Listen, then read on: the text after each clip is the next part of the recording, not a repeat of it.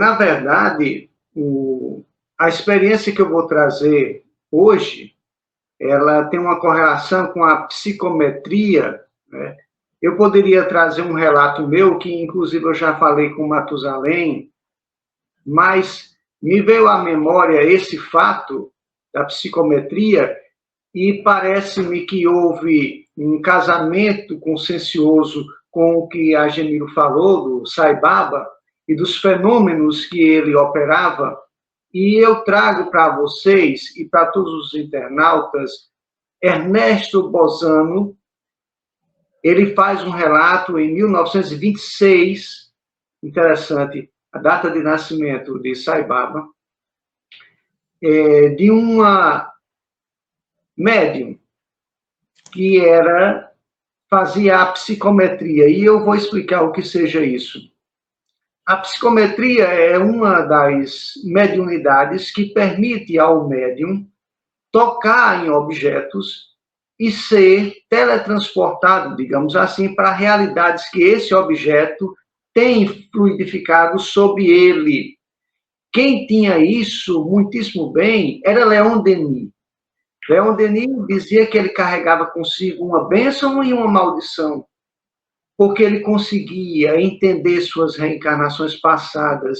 O livro de Joana d'Arc, escrito por ele, foi uma psicometria lá na França, quando ele adentra os lugares onde ele estava e ele é transportado conscientemente para esses lugares. E o que eu trago para vocês foi provado cientificamente. Ernesto Bozano, um pesquisador e filósofo italiano, ele pega os dados coletados por universidades de Turim, analisa um em específico, da senhora Edith Harleston, e é esse que eu trago para vocês. Que era basicamente assim: o Sr. Jones, ele enviava amostras para a senhora Edith, e ela, cada amostra é numerada, e ela devolvia, através de carta, todo o que ela tinha retirado daquela amostra. O Jones enviava uma nova carta.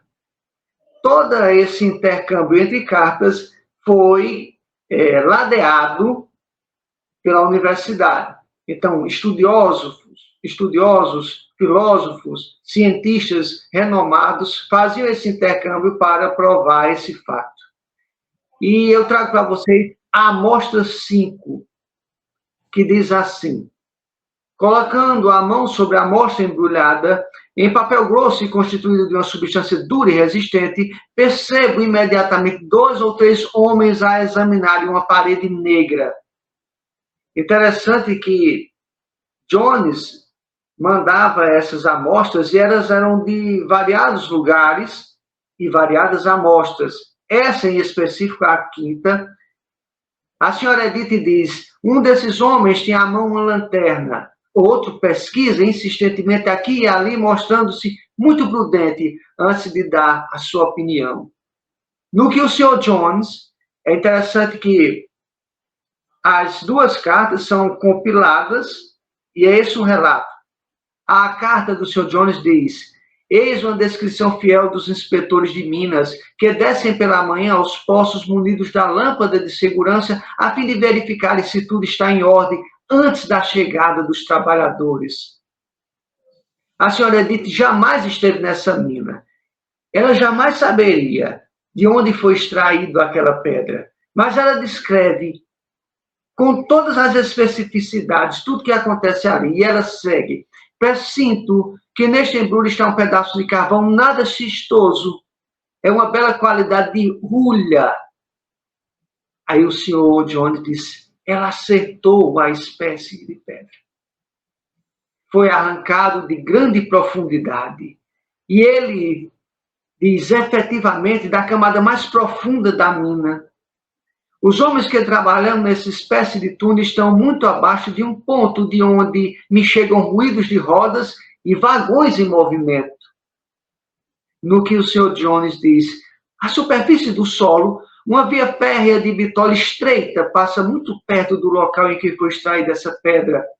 O túnel escuro é um dos ramais da mina. Ela identifica, através da sua mediunidade de psicometria, todo o entorno de onde foi extraído aquela pedra, a milhares de quilômetros de distância. E segue dizendo: vejo grupos de homens em atividade para abrir passagem de um negro paredão, uns de pé, outros agachados, todos, porém, em posições forçadas e contrafeitas no que o Sr. Jones diz. Os mineiros trabalham realmente em grupos isolados, e quanto ao mais é a observação exata do penoso trabalho que eles fazem na mineração, ou seja, agachados. Agora meu olhar se fixa num homem que trabalha sozinho em uma galeria tão baixa e tão estreita que a força a deitasse. Ao contemplá-lo, assalta-me como um sentimento de tristeza e ansiedade. Sou levado a orar e a desejar que esse não verifique um desmoronamento capaz de o esmagar. Aqui é onde a mediunidade da psicometria se expande num nível que Ernesto Bozano começa a ficar perplexo. Ela diz que quando observa esse homem, ela sente uma angústia por saber de um desmoronamento. Mas o Sr. Jones diz: não há, em tempo algum, pontos assim que ocorram desastres. Ele diz que aquela sensação de Dona Edith não faz sentido. Coisa singular. Os pensamentos desse homem não se pretendem à sua tarefa. Ele está pensando na esposa e no filho de tenra idade. Percebo agora um cemitério de aldeia no qual repousam criaturas de condição humilde em grande escala e leio as inscrições ingênuas. Aí o Sr. Jones diz: não há cemitério nem igreja nos arredores. O cemitério está muito mais próximo em uma distância de 1 milha. Tenho diante de mim uma parede negra, impenetrável e inexplorável. Percebo água em pequena distância. Experimento vibrações tão fortes, tão vivas, que sou forçada a passar adiante. Agora, é como se o caminho se abrisse à minha frente, a levar-me para a direita. Estou perturbada. É preciso vedar ou desviar esta fonte, sob pena de ver operários afogados. Aí o Sr. Jones diz: exatíssimo, pura verdade. A grande quantidade de água nas minas e precisamente na direção apontada. Essa água é tanta que numa galeria perfurada à direita houve de abandonar-se o trabalho antes de atingir o filão carbonífero, porque a pressão da água impossibilitava os trabalhos de aproximação. Presente o perigo, está quase conjurado de que operários presumem que a fonte estaria seca e não houvesse água. Impossível se me torna agora traduzir nitidamente as impressões que experimento, tristes e contraditórias. Sinto-me ansiosa e preocupada com a região inexplorada. É como se houvesse um perigo a temer pelos veios d'água e a dispneia aumenta. Os pulmões, como que colam às costas, nariz e olhos, ouvidos e boca, saturam-se de uma espécie de gás pesado e impuro. Estala-se o crânio. Excelente descrição de efeitos, diz o Sr. Jones. Oh, que visão horrível! Vejo o homem, há pouco descrito, extetuante, no chão lívido, a sangrar pela boca, pelo nariz e pelos ouvidos. Ao término dessa psicometria, o Sr. Jones diz que não houve acidentes no período, e de que essa sensação que ela disse não poderia ter sido real, porque não houve morte. Aí ele para pensar em quem tirou a amostra de pedra e entregou a ele. E ele descobre que aquele mineiro que pegou aquela amostra de ulha e mandou para que ele enviasse para a Dona Edith, ele perdeu o pai naquela mesma mina. Há 20 anos atrás, quando ele era apenas um recém-nascido. Meus amados, a psicometria que Ernesto Bozano nos mostra em seu livro Enigmas da Psicometria, que tem esses relatos, ele mostra como as coisas que nos cercam ficam impregnadas pelo fluido de que nós temos condição de emanar. Sai Baba, quando ele dominava os fluidos, ele utilizava dessa mediunidade para a materialização, mas o que me deixou mais inquietado, nesse caso de Dona Edith Halston, é de que ela foi muito além da pedra de Ulha. Ela conseguiu sentir o que o espírito desencarnado do pai daquele jovem sentiu e descrever linha após linha, toda a dor e angústia, inclusive de quando, no momento do desabamento, ele pensa no filho que ainda não havia visto e na mulher.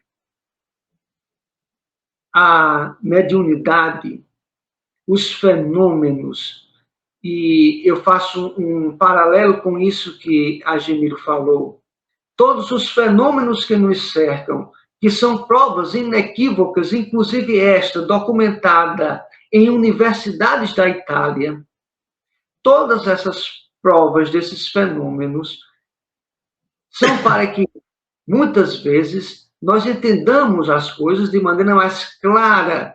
Mas o que eu achei interessante, e faço ponte com isso que a Gemiro fala de Sai Baba, é que ele, em momento algum, deixou de criar hospitais, escolas, centros de pesquisa.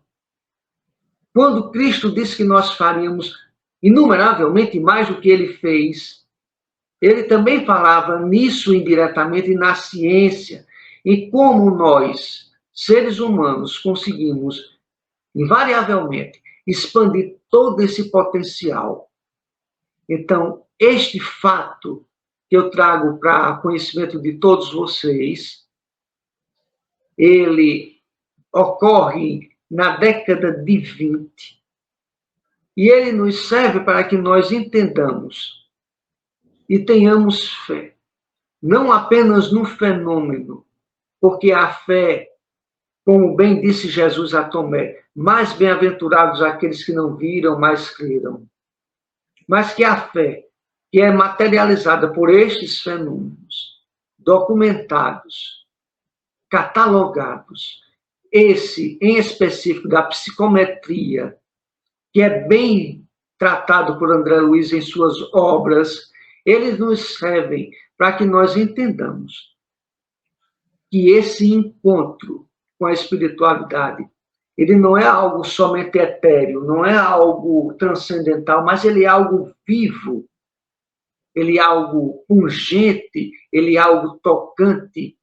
Então, cada um de nós pode ter em sua mente, em seu coração, a certeza de que esses fatos que são tão bem relatados na década de 20, eles são vividos hoje em dia de maneira direta e indiretamente, não mais como fenômenos, mas como vivências do amor, da paz, da quietude, a maneira como o homem trata a si mesmo.